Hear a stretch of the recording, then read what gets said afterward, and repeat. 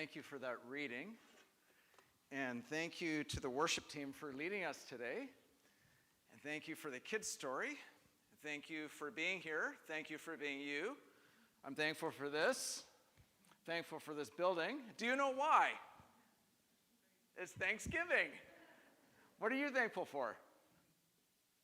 You can keep it inside or you can say it. What are you thankful for today? Life? Life? Clean bill of health. Friends. There's lots to be thankful for, isn't there? You know, we've been talking a lot about gratitude and thanks, and I think today we're going to be talking about something a bit different, but it ties into that. You know, one of the things about Jesus, he has this habit of escalating things. Do you find it distressing? He escalates things. Love your neighbor, but I say to you, love your enemy. That's an escalation. I mean, the one we could deal with, but the other one is a lot harder. How many of you here think you have enemies? We don't need a show of hands. You know, sometimes we think of enemies and we think of these cartoon ideas of what enemies are. It's people chasing us with weapons, and that can be true. But I think sometimes when we think of enemies in those terms, it dismisses the people in our lives that we have enmity for. Enmity is this feeling of distress and poor will that we have towards someone. Who is that person in your life that when you think of them, you feel this bubble of anxiety welling up inside of you? Who is the person in your life that when you see them coming towards you, maybe you want to turn the other way? Who is the person in your life that keeps you up at night with thoughts and stress? Maybe you're the person that keeps other people up at night. We don't really know. But the point is that we do not want to make a caricature of this idea of who enemies are, because they're close by. They're all around us, and those are people that Jesus has called us to love. You know, last week we looked at this same scripture and we talked about things that can pull us apart inside the church, internal pressure, and the call to love one another despite those internal pressures. You remember the context? To love even when it hurts. That's what we're called to as a church. To love even when it hurts. To love one another. Remember Jesus was telling the disciples about his authority, that all authority had been given to him, and then he washed their feet. We talked a bit about stinky feet and washing those feet. But the fragrance of love that comes out of doing things for each other, even when we don't feel like it. Well, this week we're switching up a bit and looking at external pressure. Those things that come from the outside and how we react to them. And how we are challenged to react to them by the words of Jesus. You know, there's lots of examples we can think of. COVID is one that comes to mind, isn't it? Do you wear a mask or do you not wear a mask? Are you a masker or are you anti-masker? Are you a vaxxer, anti-vaxxer? Who's had those thoughts? We've all had thoughts like that. Are you liberal or conservative? Theologically, politically, we tend to divide the world into these categories. You know, I've called this sermon Shield Wall. And I just really love this title because I love the image. Isn't that great? I just whoo, I want to be there with you guys. Like standing there with the shields, just us against the world. Nothing can penetrate through that shield wall. Now, if that's not historical enough, this next one will help you a bit better. That is a shield wall. And the idea is that you stand united against all incoming threats. arm in arm with the shields there protecting you from the outside. But as I was preparing for this message, I started really feeling that this was the wrong direction for us to go. This idea of the shield wall is isolationist. It's us against them. It's putting up walls. And even though there's a lot I love about this image, I'm challenged that maybe it isn't quite the right image for us today in the world that we live in. You know, John 13, verses 34 and 35, that Gail just read to us, talks about this new command, that we love one another, that we love each other, and that we are to display that love, and the whole world will know who we are based on how we love each other. In the face of internal challenges and external. That is true. That's the base for what we're talking about today. But I want to talk about this opening up a little bit of that shield wall. Just maybe a little bit of a gap for now. Jesus expands the idea of love. Just when we're really comfy with this idea of just being in this big kumbaya moment together, loving each other, he expands it a bit in Mark chapter 12, verses 29 to 32. Jesus was talking to the Pharisees, teachers of the law, and they were trying to trap him in a theological trap, and they asked him a question, and this is what he said. The most important commandment is this: listen, O Israel, the Lord our God is the one and only God. And you must love the Lord your God with all your heart, all your soul, all your mind, and all your strength. The second is equally important. Love your neighbor as yourself. No other commandment is greater than these. Love your neighbor as yourself. So that's opening the shield wall up a bit, isn't it? From the first one of just loving each other to loving your neighbor as yourself. That puts some little gaps in the shield wall, maybe letting some people in. You know, we know this comes from the Shema. Remember the Shema in Leviticus? Hear, O Israel, the Lord your God is one. I am the Lord, he ends these commands with in Leviticus. It's a really interesting refrain. Throughout Leviticus chapter 19, he gives these refrains. And after all of these commandments, it ends with, I am the Lord. I am the Lord. Love your neighbor as yourself. I am the Lord. It's like he's saying in Leviticus that you do this because it sets you apart. It lets people know that you are like me, that you're called out and holy and set apart as the people of God. You know, we have a lot of obstacles right now to loving our neighbors. There are external pressures pressing in against us. In addition to all the internal challenges of just being a family and going through life together as a church and family, how difficult that is, there's external challenges coming at us, things that we can't control. There's things happening in the world that are out of our control that press in and give pressure to us. There's economic realities that are pressing in that challenge us. There's pressures to conform. There's COVID. There's pandemics. You know, this isn't the first time the church has faced a pandemic. You know, historically, the Christian church is no stranger to plagues and pandemics. Did you know that? For 2,000 years, we have been dealing with pandemics. I want to touch on a little bit of how we've done this.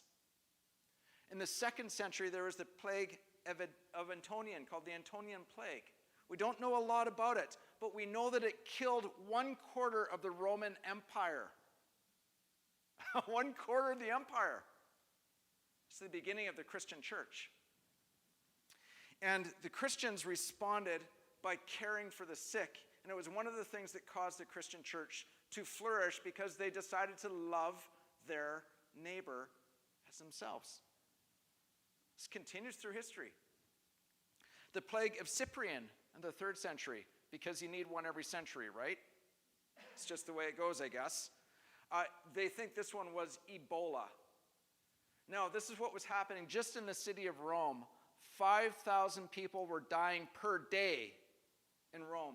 They didn't have big cities like they do now. I'm not sure what the population of Rome was, but it was probably like Kelowna or smaller. 5,000 per day were dying. Very visible, painful death. Yet the Christians were going out and taking care of the sick, putting themselves at risk, loving their neighbors as themselves. This is how the bishop Dionysius described how Christians acted. He said, heedless of danger, they took charge of the sick, attending to their every need. Now that is love in action. That's agape, and that's how the gospel spread in the early church, because they showed their love in action. You know, as I see it, we have these obstacles that are external pressure, but I think there are two major obstacles and challenges that we face as a church today to really reaching out and loving our neighbors. The obstacles are withdrawal and freedom. So this withdrawal idea creates an us and them mentality. It's very easy to fall into this us and them mentality. We are righteous, they are sinful. So we withdraw from them. We withdraw from the world in judgment and rejection of the world. And it's like this idea of retreating behind the shield wall and closing it off so nothing can get through. We don't go out, they don't come in. It's us and them. We are holy, they are evil. There was a book written a little while ago called Christ and Culture. Some of you might have heard it by this guy named H. Richard Niebuhr. And it was this book about the relationship between Christ and culture and Christians' responsibility for reaching out and be part of culture. And it's really interesting in this book because he talks about this Christ against culture stance that I think we are seeing in our world today. It's this stance, this Christ against culture stance, that we are superior and that there's this radical separation between the world of culture and the world of Christianity, that we don't really want to get our hands dirty, and we should reject and withdraw from culture. Now, like a lot of these things, there's some upsides to it. One of the upsides is this. It's on track in this way. We are called to be different. We're called to be set apart. We're called to be what they call resident aliens. We're called to be Christ-like. But here's where it's off track. It makes it impossible to take the command of loving your neighbor seriously, because it puts us in this defensive position all the time where we are in this oppositional relationship with our neighbors. Just as an aside, churches do this a lot. Some churches that, and again, I'm not picking on these churches. It sounds like I am kind of. Okay, how do I say this? Some denominations represent this better than others. Okay, here's a safe one for most of us watching here today. Jehovah's Witnesses represent this culture very well. This withdraw from the world, and it's them against the world. Now, there's others that do this as well, but we'll keep it there for now. So Niebuhr talks about this, and there's this idea that we are superior and this lack of humility in the engagement with the world that happens. And I want to point out that, as the church, we've been wrong before. We've been wrong before. There was this thing early in history called the Copernican Revolution. Copernicus was an astronomer, and he discovered something that the church didn't like. He discovered that the sun did not revolve around the earth. And the church labeled him a heretic. And for many years persecuted him. There was this thing called opposition to suffrage. Women shall not vote. And we are still facing a lot of the consequences of that today, even in the church with women in leadership and our hesitancy to have women in leadership. The church is often behind where society is. So it's not that we're always right. What about slavery? The church defended slavery. What about truth and reconciliation in residential schools? We have a lot of work to do with forgiveness. That's the us and them mentality, the hiding behind the shield wall in an oppositional stance. Then there's another one. There's the freedom gospel. We see this a lot now. The freedom gospel is like this. The gospel is actually all about my personal liberty and my personal rights. That is what the gospel is about. No one's the boss of me. No one can tell me what to do because my rights come above everything else. So it's me first gospel. And we see it all the time. But I will tell you, it's not the way of the cross, it's the way of self. And the gospel shows us another way. Jesus shows us another way. Not freedom as a radical thing that we are pursuing, and not oppositional. It's another way. I love this quote by a ethicist, Christian ethicist named David Gushee. This is what he says. God shows love for us by entering incarnationally into our situation of bondage in Jesus Christ, experiencing life as we experience it, suffering as we do, and in the crucifixion, entering even into the situation of our sinful rebellion against God, becoming vulnerable to our unloving, unjust, violent rejection of him. Jesus enters in to the situation of us, of the world. That's called incarnational. The incarnation is this idea of God becoming fully human and being with us in the flesh and culture and showing his love for us by doing so. So we are given a new command. We are called to be incarnational. We are called to be that presence of God, his body in this culture, in the world. Remember Leviticus? I am the Lord, after each command. Be holy, for I am holy. I'm calling you to this. So I want to talk to you about a more opening of the shield wall in Matthew 5, verses 43 to 44. You have heard the law that says, love your neighbor and hate your enemy. But I say, love your enemies. Pray for those who persecute you. Love your enemies. Jesus takes neighbor love and just elevates it to this ridiculous level. Love your enemies. And love of enemies brings us together. It creates peace in the world. We have enemies, and all of us have these people in our lives that we need to love. None of us are without these people that challenge us. You know what I think? It's really interesting. I think we love to have enemies. I think we have a love of enemies because nothing unites us more than having someone to be against.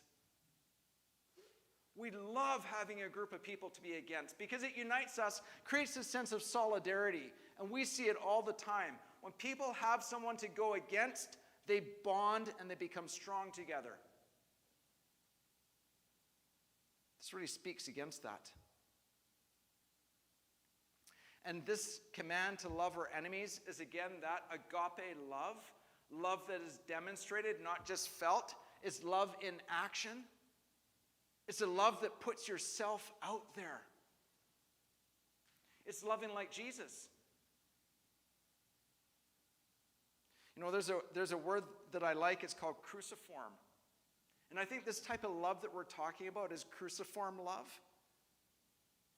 It's the love of Jesus, and it's showing what it means to live a crucified life like Jesus did.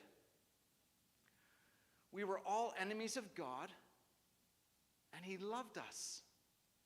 Remember that. We were all enemies of God. That's the basis for this. And he loved us. No, this is what love does. Love sees. Love sees the other person for who they are. It has a way of entering into the lives of those people we want to push away with empathy and understanding and feeling. It tries to understand their situation and why they are struggling the way they are, why we push them away.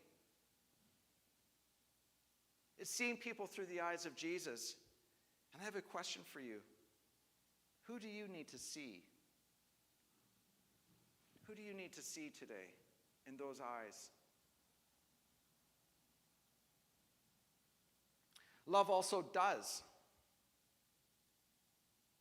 Love is action, not just attitude. It puts itself out there. You know, Matthew talks about praying. Pray for your enemies because that's the first step. You can't hate someone and pray for them at the same time. It changes your heart and it changes them. You know, I wonder, because love does, when there's people in our lives that we don't feel like talking to, and I know that happens, maybe it's time for us to do something. When you can't talk, do something. A kind deed, a gift, an action. Love does. It takes a risk for others,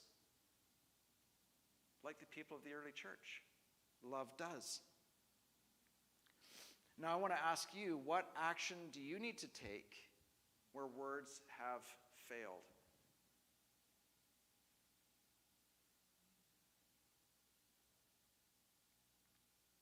Love invites.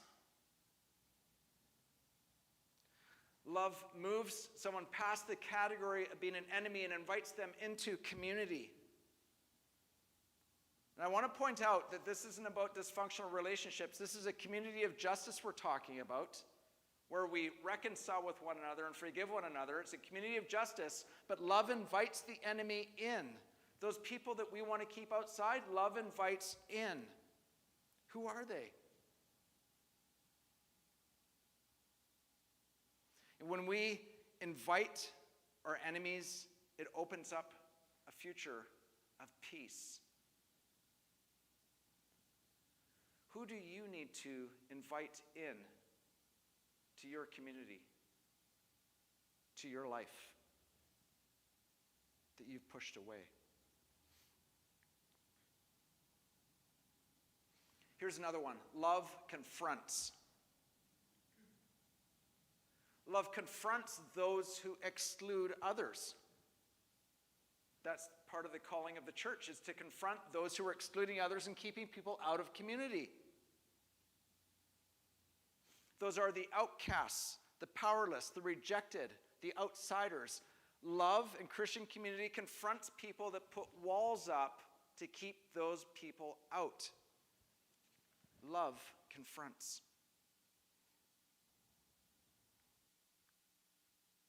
Who do we need to confront? Who do you need to confront?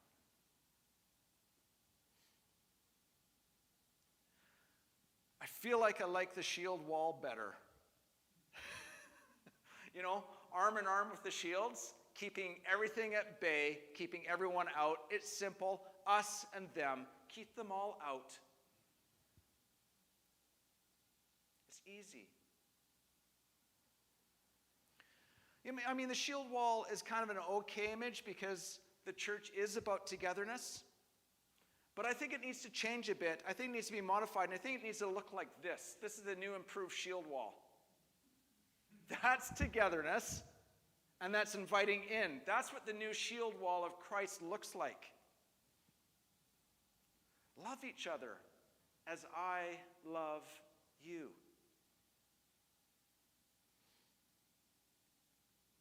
This Thanksgiving, I want us to consider this, and I want to challenge you as I challenge myself to step out and consider these actions of love to people that I've held at bay, to those people in my life that are difficult for me. Love your enemies. Pray for them. Now, I think we should open up this wall and step out and welcome in. Because the thing is, this isn't just for us. This love of Christ is for us to share with others. We are blessed to be a blessing.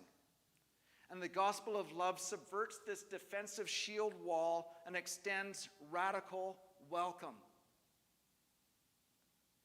And this is how we are strong. This is love. Let's respond in worship.